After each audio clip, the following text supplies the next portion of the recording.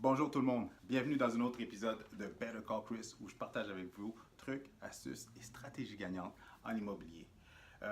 Aujourd'hui, je suis avec mon adjointe présentement et quelle est la question qu'on a sélectionnée pour aujourd'hui?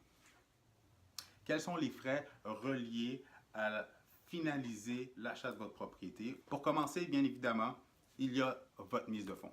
En d'autres termes, le montant de votre mise de fonds qui est soit un montant de 5%, 10, 15, 20% du montant global de l'achat de votre propriété.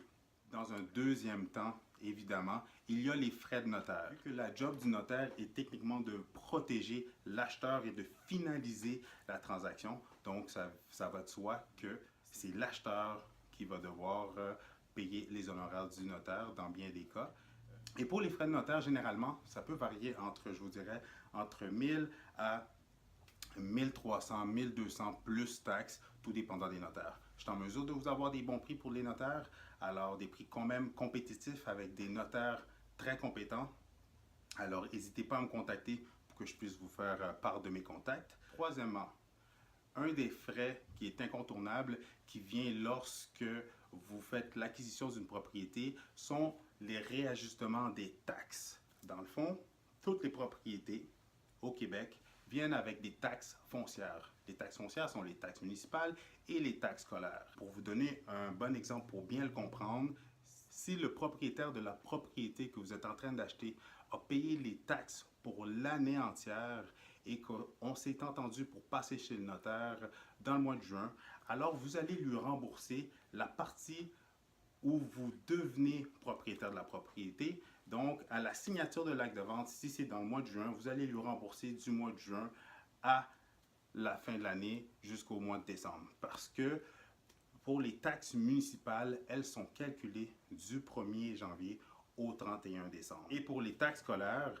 elles sont calculées du 1er juillet au 32 juin. De toute façon, à votre premier rendez-vous chez le notaire, il va vous faire part du montant que vous allez devoir apporter comme un montant de réajustement des taxes. Donc, il va vous mettre au courant. Un frais qui est primordial, que beaucoup de gens ne savent pas, mais qu'ils savent à la dernière minute, sont les assurances habitation. Si vous n'avez pas d'assurance habitation, vous n'avez pas de vente. Pas d'assurance, pas de vente. Il vous faut absolument une assurance habitation. Question de risque pour l'institution financière et pour vous aussi. En parlant d'assurance, prévoyez aussi une assurance vie et une assurance hypothécaire si vous voulez protéger vos proches, votre famille, vu que c'est quand même un achat assez important. Comme on dit, l'achat d'une propriété, c'est l'achat le plus important dans une vie. Effectivement, donc, pour justement protéger votre famille, je vous dirais qu'il faut quand même prendre en considération de prévoir une assurance vie et une assurance hypothécaire. Mais pour les assurances, ce n'est pas des montants qu'il vous faut lorsqu'on va passer chez le notaire. C'est des choses que vous pouvez voir par la suite, à l'exception de, comme je vous ai dit, pour l'assurance habitation. Et je ne vous ai pas parlé de la taxe de bienvenue, qui est la taxe de mutation, parce que ce n'est pas un montant ou un coût à débourser lorsque vous allez passer chez le notaire.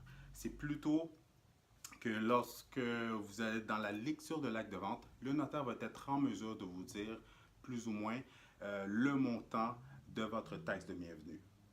Mais, qu'est-ce qui est le fun, c'est que ce n'est pas un montant que vous devez payer chez le notaire. Vous allez recevoir par la poste à votre nouvelle propriété votre facture de taxe de bienvenue et vous allez bénéficier aussi d'un 30 jours pour le payer. Certaines villes comme la ville de Montréal, la ville de Laval, elles sont quand même assez très rapides sur la gâchette. Donc, à partir de la journée de l'acte de vente, calculez 30 jours, vous allez généralement recevoir votre compte de taxe de bienvenue et vous allez bénéficier d'un autre 30 jours pour le payer. Pour d'autres municipalités, ça peut varier 2 mois, 3 mois, 6 mois. Donc, vous allez avoir plus de temps pour le payer. Mais pour les grandes villes, les grandes municipalités, généralement, c'est quand même assez rapide. Alors, c'est tout pour aujourd'hui. Si vous avez des questions, des commentaires, mettez-les dans les commentaires plus bas. Ça va me faire plaisir de partager avec vous, de discuter avec vous, de répondre à vos questions et de vous donner tous mes trucs et astuces pour vous aider dans votre future transaction. Merci et à très bientôt.